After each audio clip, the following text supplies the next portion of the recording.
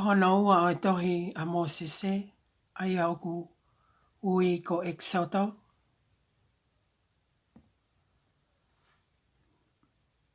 Aia ko hiki atu. Tohi a Exodo, vahe uluaki.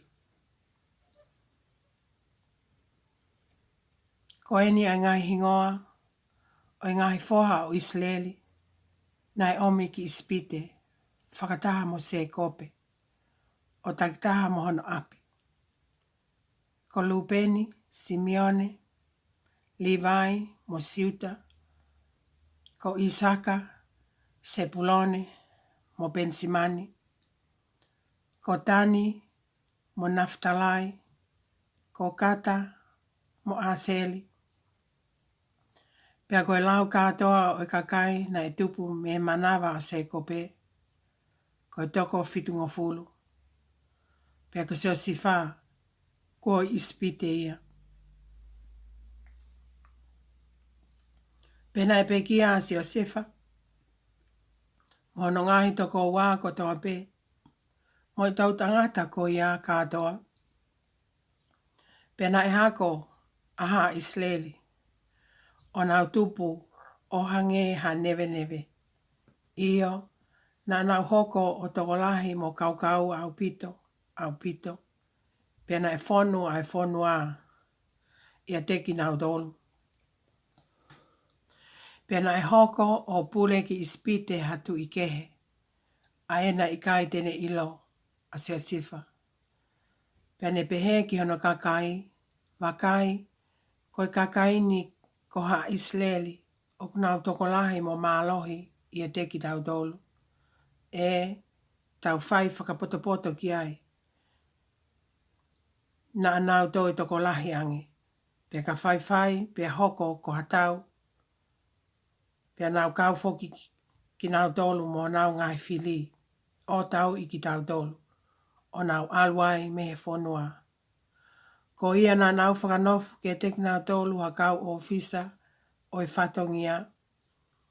Ko e uhi ke whakawai i ki nau dolu. Aki ai fua kawenga. Pea na nau langa mo o whelo ai ongo kolo tuku anga koloa. Ko pitomi mo lame sisi. Ka koe lahi lewa e nau whakamamahii ki nau dolu. Pea lahi ai foki e nau tupu mo e nau mafola. Pea na nau puputuu te lia aha Israeli. Ko ia na e hangai ai kakai Israel ispite o whakangau e mamafa aha Israeli.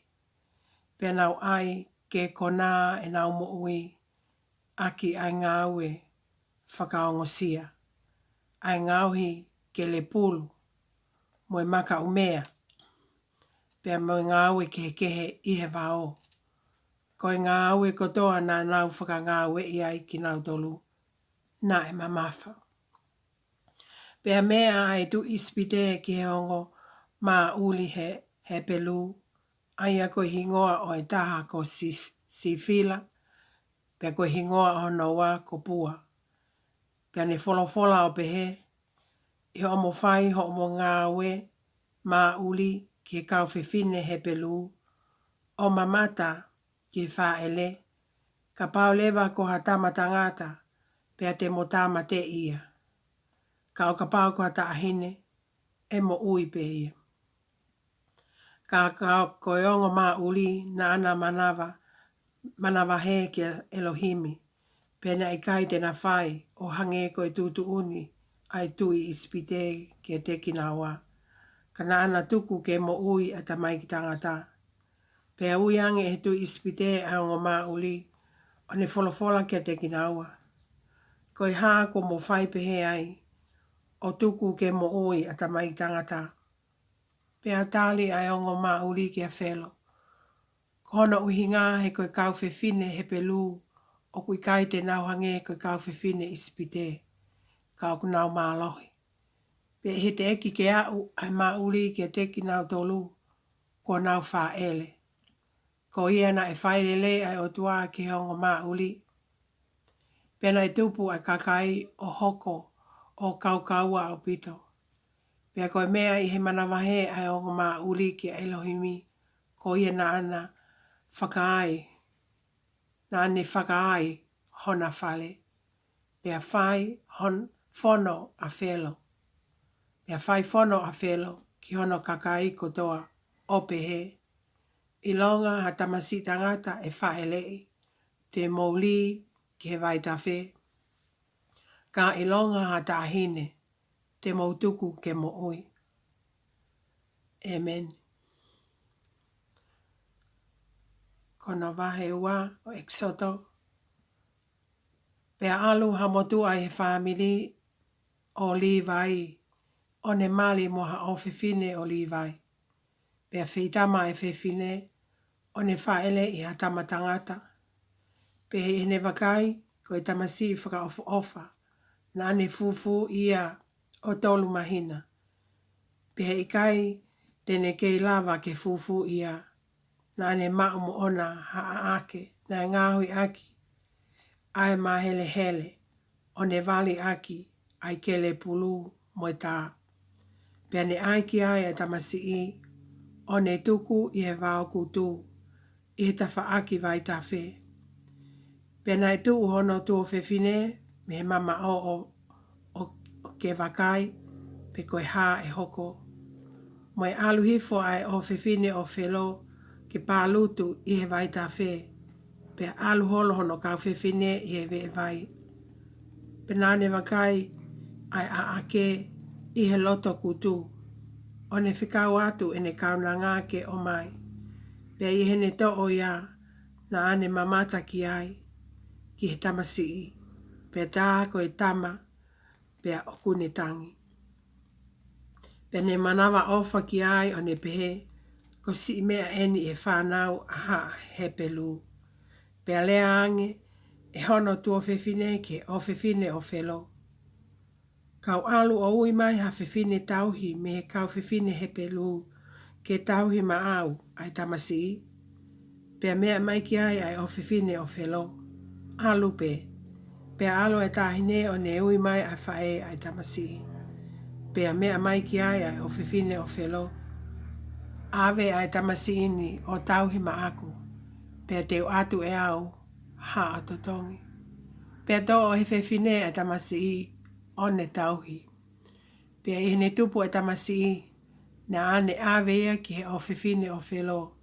Pea na ane tama aki ia. Pea na ane whakahingoa ia ko Mosese. Ko toho mai. He ne pehe. He na aku toho mai ia me he vai. Pea I he whai pea lahi a Mosese. Na ane alu atu ki tua a ki hono kāinga. O mamata ki he nau kawenga ia. Pea ne wakai ha siana ispite. O kune tai ha he pelu. Ko e taha I hono kāinga. Pea ne whakasio ki he moe. Pea e ne wakai o kui kai ha taha. Na ane te ia ai ispite. O ne tanu ia I he one. Pea ne toi alu atu I he aho. Na ane wheho lai. Na ana wheho loi. Pea tā koe ongo tangata he pelu. O kuna fuhu. Pea ne lea ki he toko taha na e hala ia. Koe hā kua ke tā iai ho kau mea. Pea ne tali. Ko haina ane whakanofo koe eiki. Mo e whakamau ke teki mau tolu. O ku ke pehe ape ke tamate iau. O hangi ko tamate ia ispite. Pea na e manawahe a Mosese. O ne pehe tā ko iloa ai mea. Pea he whanongo a whelo ke mea ko ia. Na ane whainga ke tamate ia Mosese. Ka kahola pe a Mosese me he ao o whelo. O ne nofo I he whanua ko Mitiani. Pea ne nofo hifo ofi ki he vai ke li. Pea koe taula eiki o Mitiani na toko fitu hono ngahi o whewhine o ona. Pea na nau omi o utuwai. O whakawhono a ngahi kumete ke whakainu ai whangamanu o enau tamai. Pea hau ai kau tauhisipi o ka pusi ki nā tolu. Ka katu a Mosese o toko ni ki nau tolu. O ne whakainu e nau whakamanu. Pehe e nau au ki he nau tamai. Ko leweli. Nane pehe. Ko hā ko mou. Foki wawe pehe ai he ahoni. Pena nau tali. Ko siana ispite. Nane whakahawhi ki mautolu. Me he nima o e kau tauisi pi.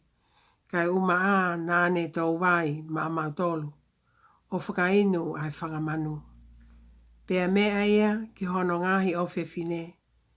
Pea ko whaa ia koe hā ko mō whai. Pehe ai oli aki ai siana. Mō ui mai ke ne hao o kai. Pea nai loto a Mosese ke nofo mo e matapule. Pea nane ange ki a Mosese a hono o whewhine ko Sipola.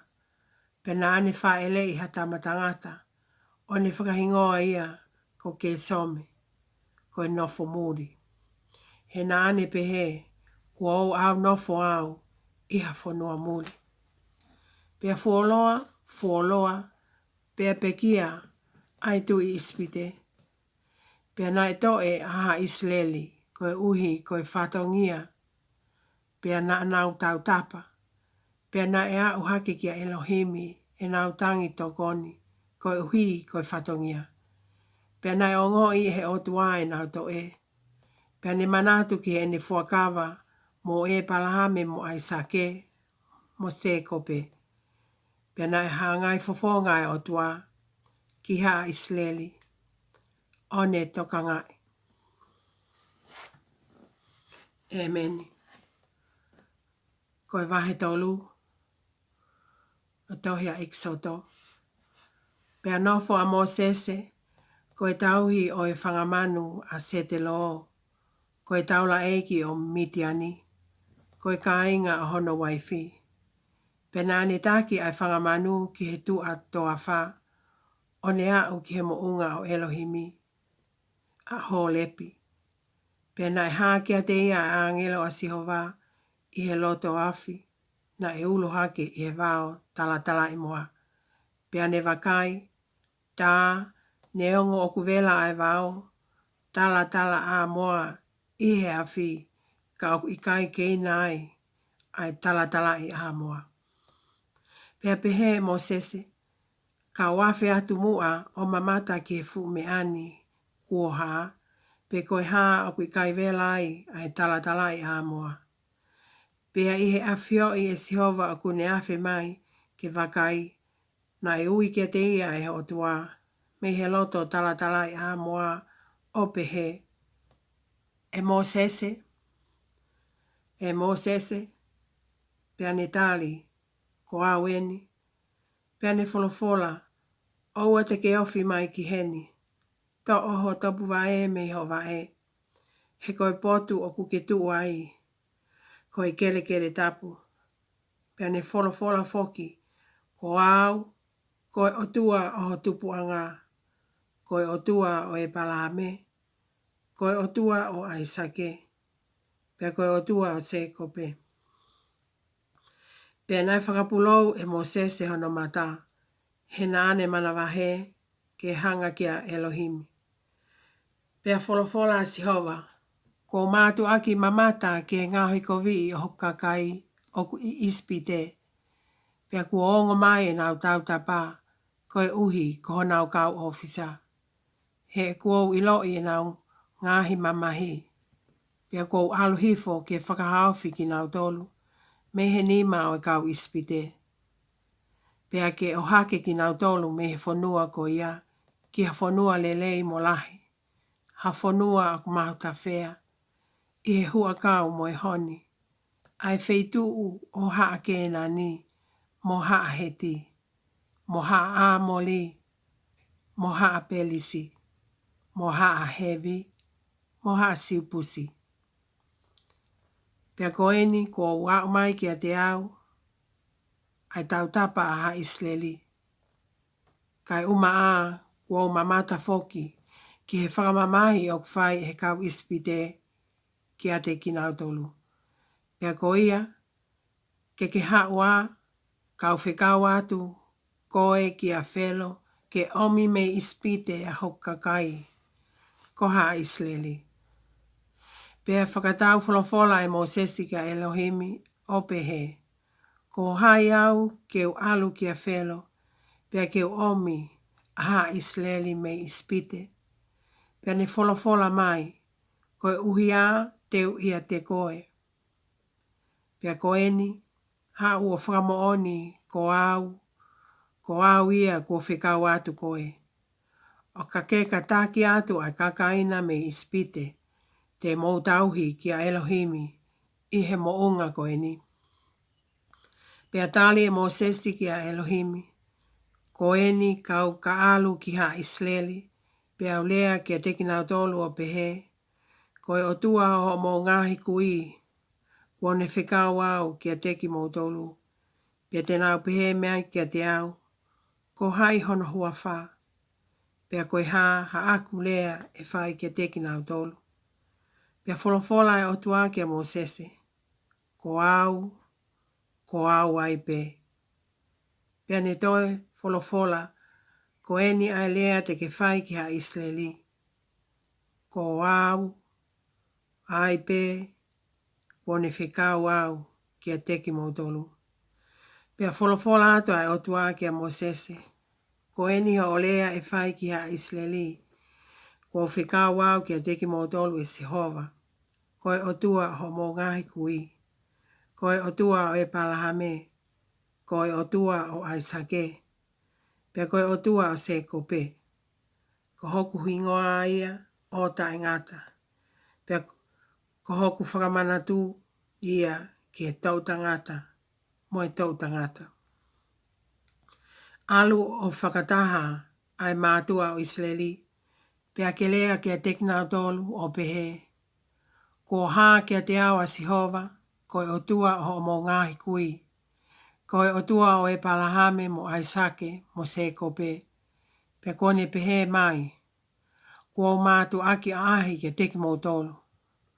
O wakai ki he ngai mea o ku whai ki a teki mo tolu i ispite, pea ko pehe, te uhake ki mo tolu me whakamamahi e kakai ispite, ki he whanua o hake nani, mo haa heti, mo haa amoli, mo haa pelisi, mo haa hevi, mo haa siupusi, ko e whanua o ku mahuta whea i he huakau mo e honi. Pea te nautu i tala ki ho o lau, pea te ke au atu ki he tu ispite, a koe mo e mātua o Isleli, pea te mou pehe ki a te ia, ko Sihova koe o tua o haa he pelu, kone haa ele hifo ki a teki mautolu, pea ko ia ke mau alumua, ki he toafa o e wa i hala, o e aho e tolu, ke mau whilau lau ai ki a Sihova, koho mau otua. Ka ko ilo e kai tukuange ki mautolu ki alu e tu ispite, io, neongo, hata mamafa. Pea te umawhao hoku nima, pea te uta i a ispite, aki e kungahi mea whakaofo kekehe. Aia te uwhai i hona loto ngā. Pea hili ia tene tuku atu ki mautolu. Pea te uai ke o whina ai kakaini i e ao o i kakai ispite. Pea e whai pea mou alu atu, o e kai te mou alu mola. Ka e kole ai whewhine takitaha mi hono kau ngā api. Pea mei he whewhine oku au nofo i hono whale. Ai te unga siliva, mo e te unga koula, mo e kofu, pea mo e aia. Pea mo aia ki ho mou whanau tangata, mo ho mou whanau whewhine. Io te mou vete ai kakai ispite. Amen.